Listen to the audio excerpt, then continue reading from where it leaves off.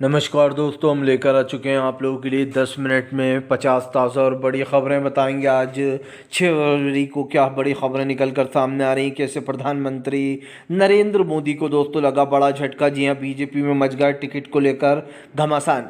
क्यों आखिरकार दोस्तों अखिलेश यादव ने बीजेपी पर कसा तंज, कहा बीजेपी टिकट बंटवारा नहीं कर पा रही, उसमें लड़ाइयाँ हो रही हैं। कैसे असदुद्दीन ओवैसी ने दोस्तों एक बार फिर से देश के संविधान की बीजेपी को दिलाई याद, और क्यों आखिरकार राहुल गांधी ने प्रधानमंत्री का असली परिवार बताया अडानी और अंबानी को। तमाम मुद्दों पर होगी बात, लेकिन उससे पहले अगर आपने अब तक हमारे चैनल को सब्सक्राइब नहीं किया है जल्दी से कर लीजिए। पास में एक घंटी आएगी, इसको भी दबाइए ताकि हर वीडियो की अपडेट आपको मिल पाए। दरअसल दोस्तों आपको बताते चले, प्रधानमंत्री के ऊपर भड़कते हुए नजर आए राहुल गांधी। कहा बीजेपी का असली परिवार अडानी और अंबानी है, उसी के सहारे बीजेपी जीती है। दरअसल प्रधानमंत्री ने कहा था कि फिलहाल लालू प्रसाद यादव ने उनके परिवार पर तंज कसा, तो प्रधानमंत्री ने कहा था कि ये पूरा देश मेरा परिवार है, जिस पर अब राहुल गांधी भड़क गए। और राहुल गांधी ने कहा कि प्रधानमंत्री का असली परिवार अडानी, अंबानी, नीरव मोदी और ललित मोदी जैसे लोग हैं जो देश का पैसा खाकर भाग गए, या जो अभी मोदी सरकार के साथ हैं। आपको बताते चले दोस्तों, फिलहाल बीजेपी को लगा बड़ा झटका, एनडीए में मचा घमासान, सीट शेयरिंग को लेकर हो रही लड़ाइयाँ। दरअसल आपको बताते चले, बीजेपी ने अपनी पहली लिस्ट जारी कर दी थी जिसमें 195 प्रत्याशियों के नाम थे। आपको बता दें अब उस लिस्ट को लेकर काफ़ी घमासान मचा हुआ है। बताया जा रहा है कि फिलहाल महाराष्ट्र में शिंदे अजीत गुट बीजेपी से नाराज़ हैं और ये गुट तोड़ने की कगार पर था, लेकिन गृह मंत्री अमित शाह जल्दबाजी में पहुंच गए, जिसको लेकर अब सवाल उठा रहा है विपक्ष कि फिलहाल एनडीए में टूट मची हुई है। आपको बताते चले दोस्तों, अखिलेश की पार्टी में शामिल हुए बीजेपी के कई बड़े दिग्गज नेता।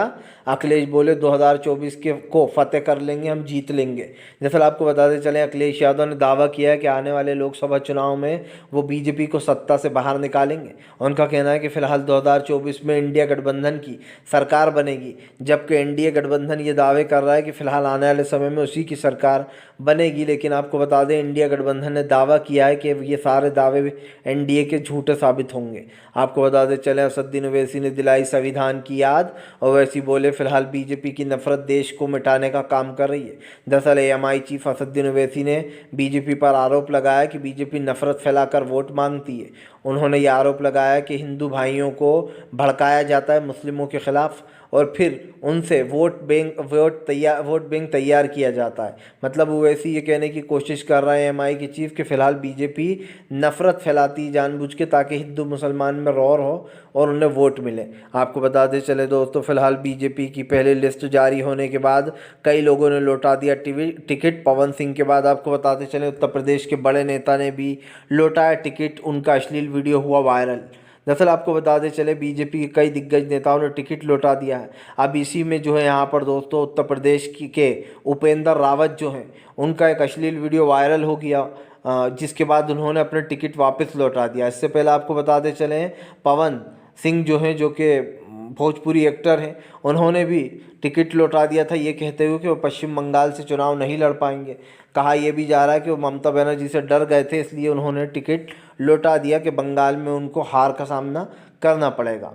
आपको बताते चले दोस्तों, फिलहाल एक बार फिर से मच गया घमासान। जी है, दरअसल आपको बताते चले, आरएलडी के बीजेपी में जाने से भड़क गए किसान नेता राकेश टिकैत। दरअसल आपको बताते चलें, जयंत चौधरी बीजेपी में शामिल हो गए, लेकिन अब जयंत चौधरी के ऊपर राकेश टिकैत हमलावर हो गए।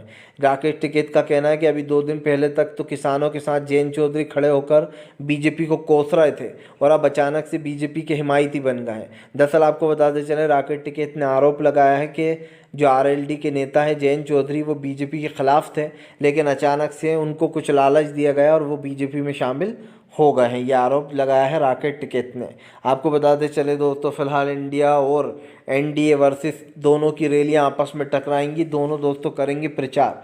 दरअसल आपको बताते चले दोस्तों, इंडिया गठबंधन वर्सेस एनडीए हो रहा है, यानी कि एक इंडिया का गठबंधन है और दूसरा दोस्तों बीजेपी का एनडीए।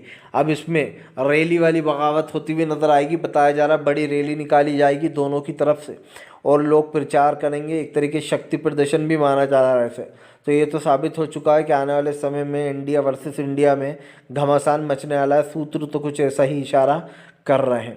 आपको बताते चले दोस्तों, फिलहाल जो यहाँ पर बीजेपी के ऊपर भड़क गए जो है संजय रावत बोले पूरी बीजेपी में टूट मची हुई है, महाराष्ट्र में हमारी सरकार बनेगी। आपको बताते चले दरअसल संजय रावत ने बीजेपी पर सवाल उठाए, कहा भी 2-3 दिन पहले तक, कुछ दिन पहले तक तो कहते थे कि इंडिया गठबंधन का दूल्हा कौन है, और इतने सारे दूल्हे हैं किसके सेहरा सजेगा, या फिर इंडिया गठबंधन में सीट शेयरिंग नहीं हो पा रही है। संजय रावत ने कहा कि अब खुद की पार्टी में टूट मची हुई है, एनडीए में अजित पवार और शिंदे बीजेपी के खिलाफ बगावत कर रहे हैं। उन्होंने कहा कि खुद की पार्टी में तो सीट शेयरिंग को लेकर बात नहीं बन पा रही है और दूसरों को बताने में लगे हुए हैं। यही कारण है जो अब संजय रावत उल्टा बीजेपी के ऊपर यानी कि एनडीए के ऊपर ही हमलावर हो गए हैं। आपको बताते चले दोस्तों, प्रधानमंत्री नरेंद्र मोदी के ऊपर जमकर भड़कते हुए नजर आए जो है दोस्तों ममता बनर्जी ने निकाली बीजेपी पर भड़ास।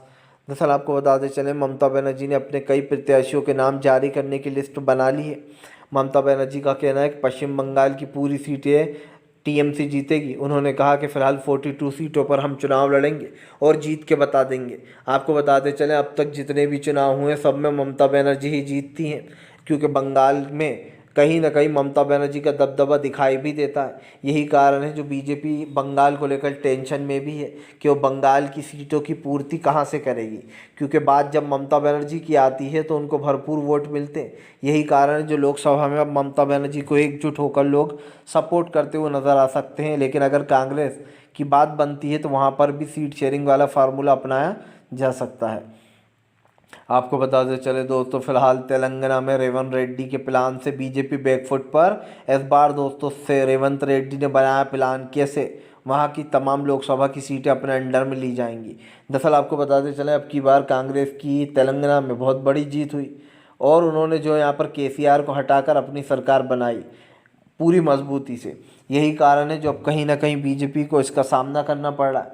आपको बताते चले पूर्ण बहुमत वाली सरकार को लेकर कई कयास भी लगाए जा रहे हैं, लेकिन एक चीज़ साफ हो चुकी है कि आने वाले समय में इस चुनाव में काफ़ी बड़े बड़े जो है हमें दोस्तों अलग रूप देखने को मिलेंगे तमाम पार्टियों के, क्योंकि ये चुनाव अब एक जंग का अखाड़ा बन चुका है 2024 का चुनाव। यही कारण है दोस्तों जो अब बीजेपी और कांग्रेस में सीधी टक्कर दिखाई दे रही है।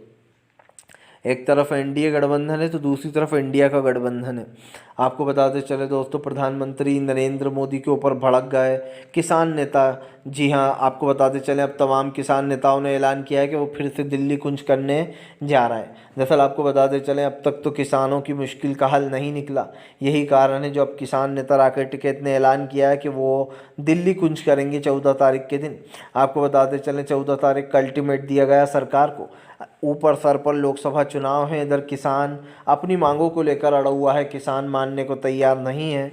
आपको बताते चलें ये सरकार की मुश्किलें बढ़ सकती हैं, क्योंकि किसान आंदोलन एक बड़ा मुद्दा है। और सबसे बड़ी बात ये दोस्तों, किसान आंदोलन से किसको क्या फ़ायदा होगा ये सब जानते हैं। तो ऐसे में इस सरकार की नीतियों को बढ़ाने के लिए कहीं ना कहीं हमलावर हो गया है किसान। उसने साफ कहा है कि फ़िलहाल वो अपने तमाम मुद्दों पर जारी रहेगा। आपको बताते चले दोस्तों, फिलहाल भारतीय जनता पार्टी को लेकर जमकर भड़कते हुए नजर आए दोस्तों। जी हाँ, दरअसल आपको बताते चले कांग्रेस के दिग्गज नेताओं ने उठाया बीजेपी पर सवाल। आपको बताते चलें अब तक बीजेपी ने राजस्थान की कई योजनाओं को बंद कर दिया, जिसके बाद अशोक गहलोत बीजेपी के ऊपर हमलावर हो गए। उनका कहना है कि झूठे प्रचार कर कर बीजेपी ने यहाँ पर अपनी सत्ता बनाई, हमारे खिलाफ झूठा प्रचार किया कि हमने मुसलमानों को ज़्यादा मुआवजा दिया और हिंदू भाइयों को कम, जबकि दोस्तों मुआवजा वहाँ पर हिंदू भाइयों को ज़्यादा मिला है और मुस्लिमों को कम मिलता है। ये बात खुद अशोक गहलोत ने बताई। अशोक गहलोत ने कहा कि हम हालांकि 1% से हारे हैं, थोड़े से मार्जिन से, लेकिन उसके बाद भी अशोक गहलोत ने कहा कि हम दोबारा रिपीट नहीं कर पाए सरकार, वो बीजेपी ने क्योंकि झूठ फैलाया था। यही कारण है जो अब अशोक गहलोत ने कहा कि बीजेपी हमारी चलाई हुई तमाम स्कीमों को बंद कर रही है, जिससे कि राजस्थान की जनता काफ़ी